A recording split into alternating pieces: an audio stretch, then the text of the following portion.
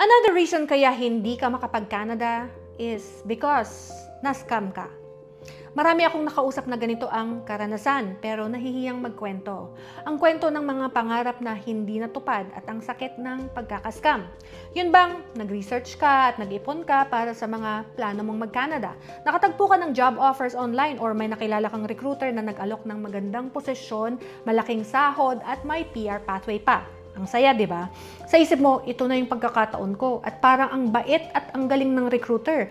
Napaka-inspiring ng kanilang kwento. Yung iba mo pang ang kakilala, client din nila, kaya nakuha ng recruiter na ito ang tiwala mo. Pero dito na nag-umpisa ang mga red flags. Isang araw, tumawag ang recruiter na ito at sinabing kailangan mong magbayad ng deposit at iba pang bayarin para sa mga dokumento. Alam mo, kahit may mga doubts na isip mo, normal lang to sa lahat ng applicants, dumadaan naman dito, right? So, nag-transfer ka ng pera, akala mo ito na yung simula ng bagong buhay. Pero nang makuha na nila yung pera mo, bigla na lang silang nawala at hindi na nag-reply. Blinak ka na rin.